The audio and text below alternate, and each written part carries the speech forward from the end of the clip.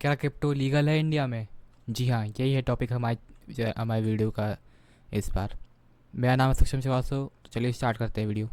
आपको स्वागत है हमारे क्रिप्टो सीरीज़ में। यह है हमारा एपिसोड नंबर 6। चलिए स्टार्ट करते हैं।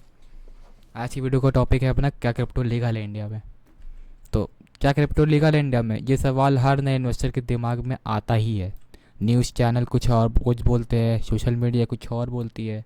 तो आज इस वीडियो में मैं क्लियर करूंगा कि इंडिया में क्रिप्टो का करंट लीगल स्टेटस क्या है, आरबीआई और गवर्नमेंट की पोजीशन क्या है, और आपको क्या करना चाहिए ताकि आप सेफ इन्वेस्ट कर सकें, क्योंकि बहुत इसमें लफड़ा होता है। चलिए तो इससे स्टार्ट करते हैं। क्रिप्टो का इनिशियल स्टेटस इंडिया में क्या है अभी इस समय। क्योंकि बहुत लोगों का कन्फ्यूज़न है कि क्रिप्टो लीगल है। बहुत सारे वीडियोस आती है कि यूट्यूब में लीगल है, पुलिस पकड़ के ले जाएगी। और बहुत लोग कहते हैं कि ये ऐप यूज़ करो, वो ऐप यूज़ करो। ऐप आपको क्या यूज़ करना है उसके लिए आप पुराना वाला वीडियो देख सकते हैं। ये वाली वीडियो है कि लीगल है कि नहीं लीगल है, तो आज इसको मैं कंफर्म कर देता हूँ। ठीक है, तो इंडिया में क्रिप्टो कभी ऑफिशियली बैन नहीं किया गया है। हाँ, कभी ऑफिशियली बैन नहीं किया गया है। लेकिन कन्फ्यूज़न तब स्टार्ट होती है जहाँ आरबीआई ने 2018 में बैंक्स को क्रिप्टो रिलेटेड सर्विस देना बंद कर दिया था। तो 2018 में बैंक्स ने क्रिप्टो रिलेटेड सर्विस देना बंद कर दिया था आरबीआई को। तो ये है, ये न्यूज़ की वजह से लोग कंफ्यूज हो जाते हैं। इसके बाद एक्सचेंज को काफ़ी प्रॉब्लम आई, बहुत बड़ा प्रॉब्लम आई एक्सचेंज को भी ज़्यादा। यूज़र अपने पैसे डिपॉजिट विड्रॉ नहीं कर पा रहे थे, यूज़र विड्रॉल बंद हो गया था। यही लोग जान जाती विड्रॉल होगा कि नहीं होगा। तो ये फिर 2020 में सुप्रीम कोर्ट ने आरबीआई का बैंड स्ट्राइक डाउन करा दिया। फिर 2020 में सुप्रीम कोर्ट ने आरबीआई का जो ये स्ट्राइक था उसको डाउन करा दिया। उसके बाद से क्रिप्टो एक्सचेंज में दोबारा ग्रोथ स्टार्ट हो जाई। उसके बाद से लोग अपना पैसा निकाल सके, डाल सके, क्रिप्टो खरीद पा रहे थे। तो ये स्टार्ट हो गया था 2020 में, जब सुप्रीम कोर्ट ने ऑर्डर दिया आरबीआई को कि इसको हटा दे। ठीक है, अब दूसरी बात हम लोग देखते हैं गवर्नमेंट का क्या अप्रोच है इस पर। गवर्नमेंट का क्या कहना है इस पर, क्रिप्टो है कि नहीं। गवर्नमेंट ने क्रिप्टो में अब तक कोई क्लियर लॉ नहीं बनाया है। तो गवर्नमेंट ने ये एक बहुत गलत चीज़ करी कि अभी तक कोई लॉ नहीं बनाया है क्रिप्टो के ऊपर। बना देना चाहिए वैसे, अभी तक तो नहीं बनाया। लेकिन कुछ स्टेप्स के लिए गए हैं, जैसे कुछ स्टेप्स लिए गए हैं इसके लिए। 2021 में क्रिप्टो बिल इंट्रोड्यूस करने की बात हुई थी। 2021 में पार्लियामेंट में क्रिप्टो बिल इंट्रोड्यूस करने की बात हुई थी, ये किया था सरकार ने। लेकिन वो पास नहीं हो पाया। इन बजट 2022 में 30% tax on crypto profit impose किया गया। तो बहुत गलत बात है भाई। क्रिप्टो बिल पास नहीं किया लेकिन उसके ऊपर टैक्स लगा देते हैं पहले लोग। 30% टैक्स लगा दिए प्रॉफिट ऑफ क्रिप्टो पे, कि आपको कब तक आपको क्रिप्टो पे जितना ही प्रॉफिट होगा उसका 30% टैक्स ये लोग रख लेंगे। इनकम टैक्स हर जगह है। मतलब गवर्नमेंट ने इनडायरेक्टली मना किया क्रिप्टो लीगल है। इनडायरेक्टली मना किया क्रिप्टो लीगल है। गवर्नमेंट ने इनडायरेक्टली मना करा, अच्छा ओके। तो उसने क्रिप्टो बिल नहीं किया, अगर पास नहीं किया, लेकिन टैक्स लगा दिया कि लोग और ना करें। तो इनडायरेक्टली मना करें, डायरेक्टली नहीं मना करा तो कुछ होगा रीज़न।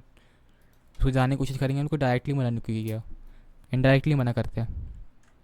1% टीडीएस भी लगा दिया है। 1% टीडीएस, पहले आपको 1% टीडीएस कट जाएगा हर ट्रांजेक्शन पे। एक्स्ट्रा ये लोग लेंगे ऊपर से, जिससे ट्रैक रखना ईजी हो जाए। टीडीएस लगा दिया कि अच्छा, तो टीडीएस लगा दिया कि ट्रैक रखना ईजी हो जाए जो ट्रांजेक्शन आप कर रहे हैं, क्योंकि क्रिप्टो ब्लॉकचेन नेटवर्क पर चलता है। ट्रैक करना बहुत मुश्किल है इसको। तो उसको ट्रैक करने के लिए इन लोगों ने टीडीएस लगा दिया है कि अब हर ट्रांजेक्शन पर टीडीएस कटेगा। तो टीडीएस जब गवर्नमेंट के पास जाएगा तो उसको पता चल जाएगी कौन सा ट्रांजेक्शन हुई है इस पर। तो ट्रैक करने के लिए आसान हो चुका है। यह स्टेप बताए हैं गवर्नमेंट ने क्रिप्टो के बैन नहीं करने चाहते। यह स्टेप बताते हैं कि गवर्नमेंट क्रिप्टो को बैन नहीं करना चाहती है, लेकिन रेगुलेट करना चाहती है। ये कुछ गड़बड़ है। अब गवर्नमेंट क्रिप्टो को बैन नहीं करना चाहती लेकिन रेगुलेट करना चाहती है। अच्छा, वो रेगुलेट करना चाहती है लेकिन बैन नहीं करना चाहती है। ओके, आरबीआई का क्या कहना है इस पर। गवर्नमेंट का तो देख लिया आपने कि इनडायरेक्टली मना कर रहे हैं लोग करने के लिए। आरबीआई का क्या कहना है इसमें। आरबीआई का क्रिप्टो के खिलाफ है। आरबीआई जो अपना है वो क्रिप्टो के एकदम खिलाफ है, या क्रिप्टो यूज़ नहीं करना है। उनका कहना यह है कि फाइनेंशियली स्टेबल के लिए थ्रेट है ये, जो अपने फाइनेंशियली स्टेबल जो ग्रोथ हो रही है उसके लिए थ्रेट है ये। उन्होंने गवर्नमेंट को एक CBDC, central bank digital currency का आइडिया दिया।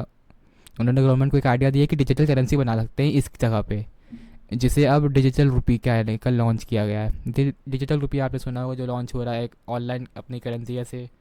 अभी आप नोटों से यूज़ करते हैं, नोट यूज़ करते हैं, यूपीआई यूज़ करते हैं, तो ये ऑनलाइन नोट हो जाएगा आपका, एक दूसरे को नोट भेज पाएंगे। तो ये स्टार्ट करना चाहती है आरबीआई। आरबीआई चाहता है कि लोग डिसेंट्रलाइज क्रिप्टो की जगह government back digital currency use करें। आरबीआई चाहते हैं कि वो लोग क्रिप्टो ना यूज़ करके डिजिटल करेंसी यूज़ करें। लेकिन तब भी उन्होंने किसी को क्रिप्टो रखने से रोका नहीं है। लेकिन तब भी उन्होंने अभी क्रिप्टो के ऊपर मतलब कोई एक्शन नहीं लिया कि कोई क्रिप्टो ना बैन कर दिया, एकदम वो नहीं किया। तो आप क्या करना चाहिए? दोनों चीज़ आपको बता दिया मैंने कि गवर्नमेंट का क्या अप्रोच है, आरबीआई क्या कहना चाहती है। अब इस कंक्लूजन निकालते हैं थोड़ा सा कि आपको क्या करना चाहिए। अगर आपको क्रिप्टो में इन्वेस्ट करना चाहते हो तो यह कुछ चीज़ें ज़रूर याद रखो। अगर आप क्रिप्टो में यूज़ करना चाहते हो तो ये सब चीज़ें ज़रूर याद रखो। इंडियन एक्सचेंज जैसे कॉइन डीसीएक्स, वजीर एक्स या कॉइन स्विच पे ट्रेड करो। इन तीनों पे ट्रेड करो जिन्हें केवाईसी सिस्टम प्रॉपर है। इन लोगों में केवाईसी सिस्टम प्रॉपर है, आपको केवाईसी होगी पहले इन्वेस्ट करने से पहले, तो इस पे करो, ज़्यादा सेफ रहेगा आपके लिए। अपना प्रॉफिट का 30% टैक्स भरना ना बोलो। अगर आपको प्रॉफिट हो तो टैक्स भरना ना बोलो, वरना इनकम टैक्स वाला आ जाएंगे घर के बाहर, ठीक है। वरना पेनल्टी लग जाएगी, वरना इनकम टैक्स वाले घर के बाहर आ जाएंगे पकड़ने।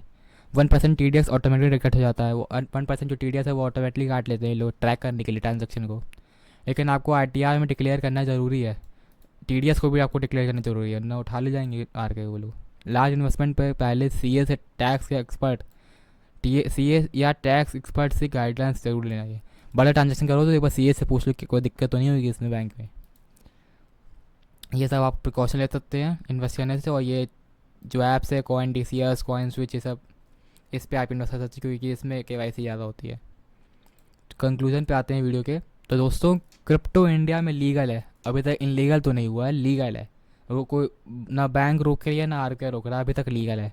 लेकिन रेगुलेशन अंडर डेवलपमेंट है, अभी रेगुलेशन हो रही है धीमे धीमे, तो आप अपडेटेड रहिएगा, कभी बैन कर सकते हैं लोग।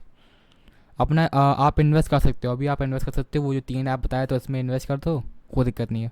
लेकिन रूल्स का ध्यान रखना है। आपको 30% क्या कहते हैं टैक्स है, जो आपका टैक्स भरोगे उसको, अब उसको अपने उसमें क्या कहते हैं फाइल में डाल देना। 1% टी डी एस तो अपने आप आई टी आर में डाल जाती है। तो ये तो करना ही पड़ेगा आपको, दोनों दोनों चीज़।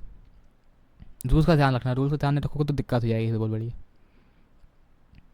लेकिन रूल्स का ध्यान रखना, ये वाइल्ड वेस्ट नहीं है। अब यहाँ चीज़ ट्रैक हो रही है। अब ये वो नहीं है कि लोग सोचते हैं कि एकदम ही ट्रैक नहीं हो सकता क्योंकि टी डी एस ला दिया तो ट्रैक होना जरूर, ट्रैक तो हो सकता है। अब कमेंट से बताइए आपका क्या ख्याल है इस पर, आप कौन सा क्रिप्टो रेगुलेशन से सेटिस्फाइड हो।